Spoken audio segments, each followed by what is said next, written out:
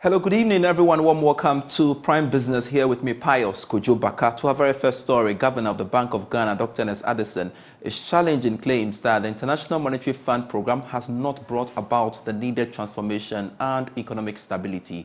There have been concerns about how the fund's program has helped turn around the economy compared to Zambia, which also secured an IMF program last year. But Governor of the Bank of Ghana, Dr. Ernest Addison, says these concerns are not well grounded. That the program is doing what it is supposed to do, stabilize the economy, right? We are beginning to see growth improving. We are beginning to see inflation going down. If you look at the sizes of the drops since the end of December, we've seen substantial drops in both food and non-food inflation. We have seen the exchange rate stabilize. So these are all ingredients. These are all ingredients that would create the conditions for sustained growth.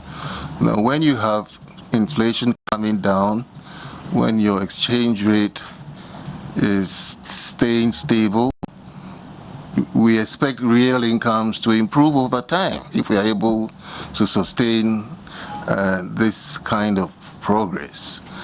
And all of that should help, rebuild confidence. So we are very, very conscious of the reason for first, agreeing to do the program. The program is yielding the appropriate results.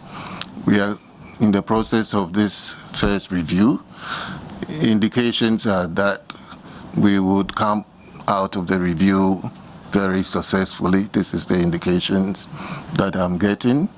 And if that happens, we would get a second disbursement from the fund before the end of the year. And together with other flows from the World Bank, all of that should help restore confidence to the Ghanaian economy. So those who are arguing that they are here to see the benefit is coming. It's already there. We are seeing the improving inflation development. Everybody can see how stable the currency is. I don't have to tell you, you see it for yourself. So if you can't see it, then I don't know. The improvements are coming. And the challenge is to sustain the improvements. Still with the central bank, the Bank of Ghana has up to date purchased gold worth about $700 million in reserves as part of the gold purchasing program. According to Dr. Ernest Addison, the domestic gold purchasing program has been very strong in helping stabilize the economy. Now, in 2021, the central bank launched the gold purchasing program, and Dr. Addison said the program is the single most important foreign exchange sources in 2023. Now, the domestic gold purchases program has been very innovative and has been very strong in helping stabilize the economy. It has been very strong in helping to keep the exchange rate stable. And I say so because on a year-to-date basis, we have bought gold to the tune of over $700 million for reserves. This is gold for reserves. The actual numbers are there. We can share the exact numbers with you. And then we have also bought gold for oil, probably even higher than the 700 million. So if you put the two together, you are looking at over 1.4, 1.5 billion US dollars just from our domestic gold purchases program. It is the single most important foreign exchange source in 2023, nearly double the amount of money that we have received from the IMF. So we are very, very proud about that particular initiative. And Ghana's total debt stock continues to increase. This is despite the stability of the Ghana cedi and the domestic debt exchange program embarked upon by government. Let's hear from Governor Dr. Ernest Addison once again. Probably being influenced by the statistical tables that we released, right? So if you look there, maybe on the basis of the exchange rate, you would see that the external debt in CD terms has increased. But we also did talk about the improvement in the current account balance, that one of the reasons that we are seeing so much stability is for the fact that we have an external debt standstill, right?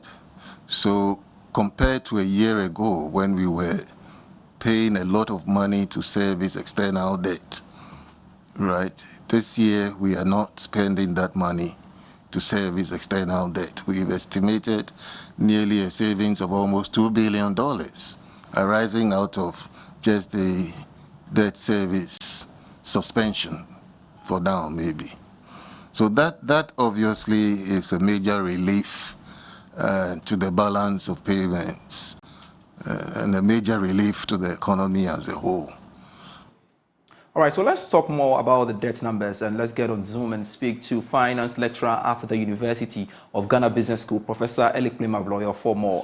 Professor Abloyo, thanks so much for joining us here on Prime Business. Now, what are your observations of the current trajectory of Ghana's debt numbers, especially when we've gone above somewhere 6.3 billion cedis? Okay, good evening and good evening to your listeners. So, yeah, there's been a significant increase in the debt level, especially if you look at the nominal figures. So in 2019, we had 218 billion cedis as our public debt. But as of June 2023, this had increased to 575 billion cedis. Okay, so this is about a 163% increase just from end of 2019. Again, if you look at post-COVID-19, so from 2020 to date, on the average, on a yearly basis, the debt level has increased by about 24%. And before COVID-19, from 2015 to 2019, the average yearly increase was 20.3%. So again, after COVID-19, we have seen a significant annual percentage increase in the nominal debt level. However, it's not the entire story. Okay, we shouldn't just focus on the nominal debt level. Typically, we look at the debt to GDP ratio. So if you look at the debt to GDP ratio, that has been fairly stable. Yeah. So it's been about 77% since 2021. As of June 2023, it was 71.9%. So to be fair, even though the nominal figures are increasing, when you compare to GDP, it's not so bad. Okay, so I'm good. All right, yeah. So there are concerns that the debt exchange program hasn't significantly impacted the public debt stock. Do you share that thoughts as well? Yes, so I'll speak to that. So it hasn't significantly reduced the domestic debt. Part of the reasons are that we are seeing interest rates increasing in the money markets. So again, the cost of servicing the government's debt is increasing. So it hasn't really affected the domestic debt. It's been fairly stable. So if you look at the nominal figure, it's been about 240 billion cedis last year and this year. And as a percentage of GDP, it's been fairly stable around 39%. So it hasn't really dented or reduced the domestic debt ratio. We also do know that... So there's some merit to that. All right. We also do know that our increase in external debt is a major factor. And of course, this has had a notable impact on the overall debt numbers. Yes. Yeah, so it's true. If you look at the external debt, it's also been rising, even though we have not been borrowing more because we have basically lost access to international debt markets. But because the debt is denominated in dollars mainly, you will see that even if we don't borrow more, the exchange rate effect, the depreciation of the cedi can cause the value of the debt to still increase in cedi terms. So for us so now I'm speaking my capacity as chairman of the research committee at Tessa Capital.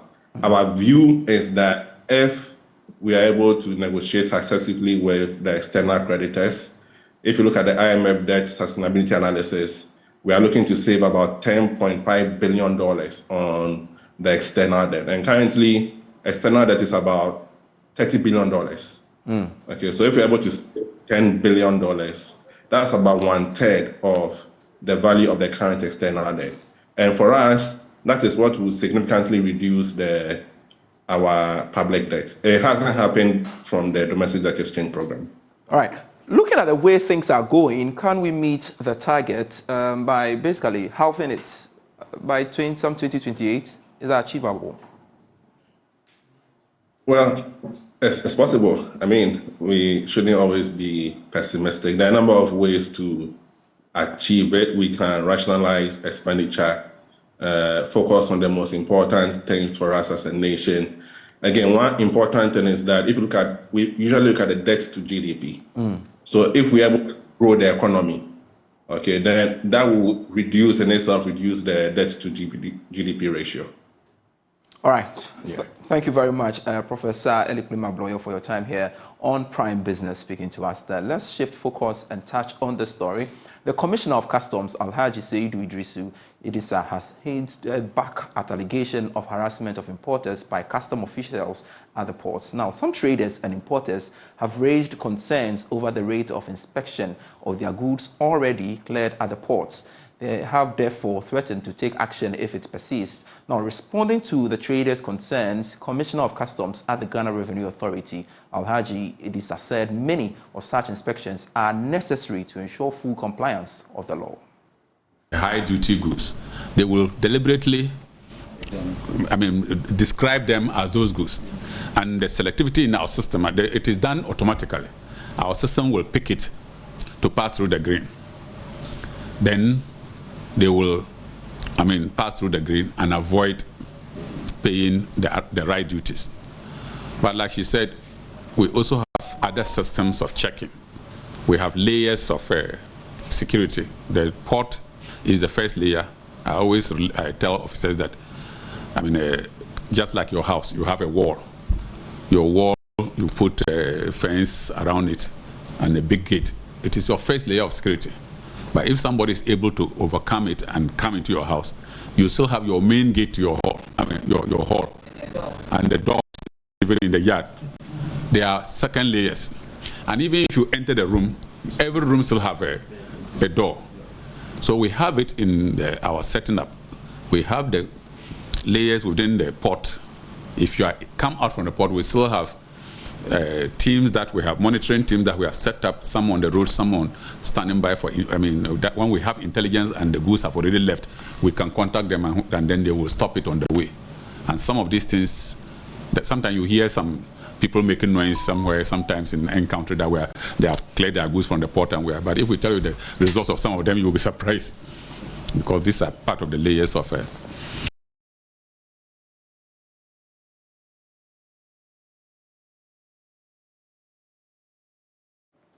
Now, the Commissioner General of the Ghana Expo 2023 in Doha, Dr. Ifwasa Biasari, says the country is looking forward to boost its export revenue from fruits and vegetables. She explains that her outfit through the expo is poised to expand investment within the horticultural space. She was speaking at a Ghana Export Promotion Authority and Ghana Investment Promotion Center media engagement on the 2023 Doha Expo. The Expo provides Ghana the unique opportunity to showcase the potentials of the sector for the needed investment and production infrastructure development. Dr. Ifwasa Biasari said the Expo will aid in attracting critical export-oriented investment into the sector. The global demand for guavas and mangoes alone was close to 4 billion in 2022. The data on imports of fruits, vegetables, nuts, and other root crops is quite staggering. It is worth 12.78 billion. This is in 2022 alone. If we juxtapose this with our meager $3 million US export revenue from fruits and vegetables to the same region in 2022, it is clear that we have a long way to go. The Expo, therefore, provides Ghana the unique opportunity to showcase the potentials of the sector for the needed investment and production infrastructure. Ghana will be exhibiting under the following 3 themes. Modern agriculture.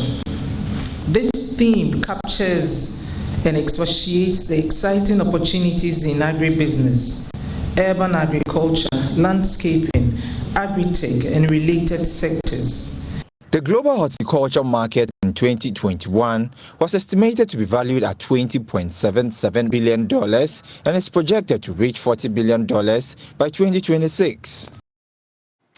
Players within the hospitality industry are unhappy with the number of taxes imposed on the operations. This, they say, is grinding the operations to a halt. According to the Managing Director for Kisma Grooming and Spa, Mercy Kone, government should be deliberate in supporting businesses through tax incentives.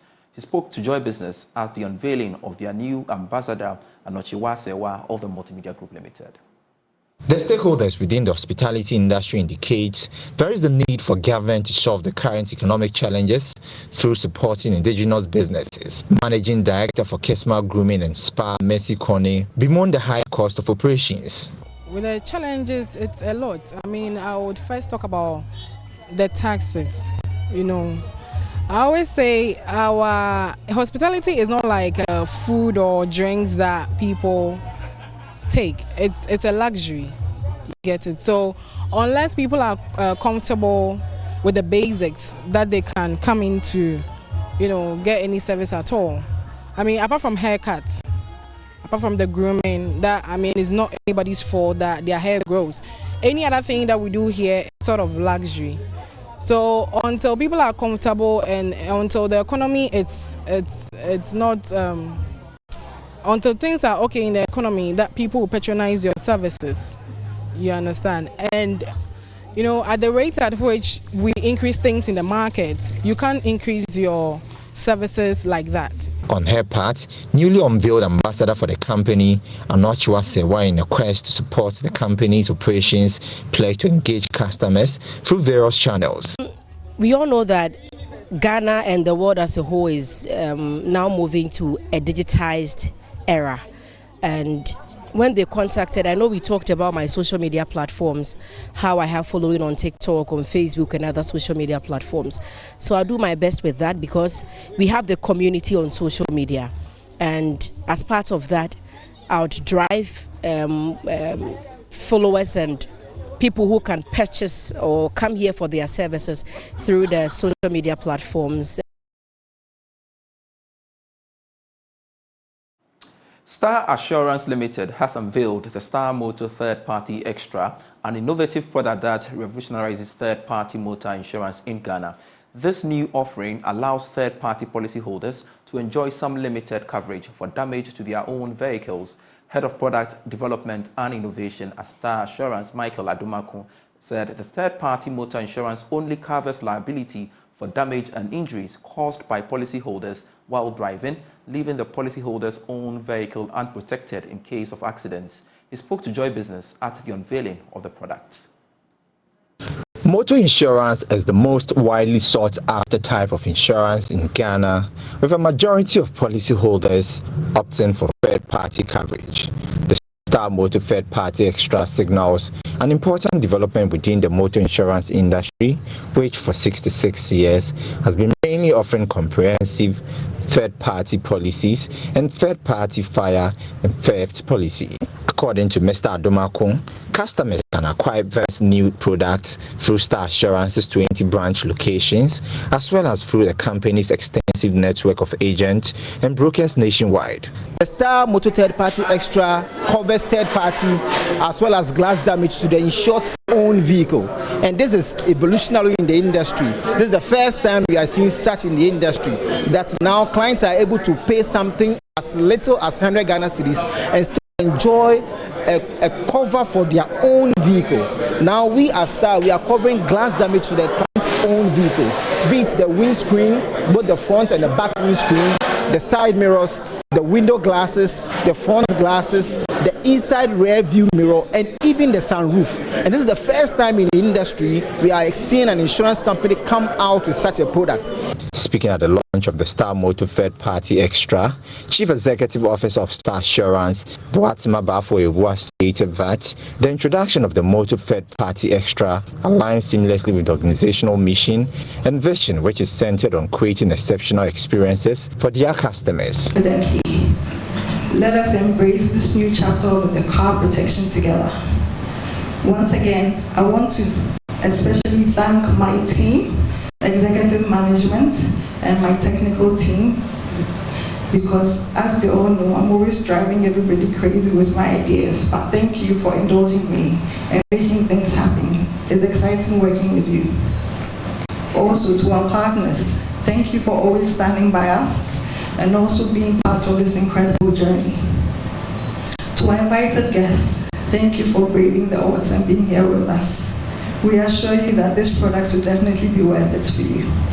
The convenience of purchasing Vest product extends to digital platform like Pokia, Star Assurance's virtual assistant, and external providers such as Corey and Total Ghana filling stations across the country. We're ready, 1, 2, and 3. Wow!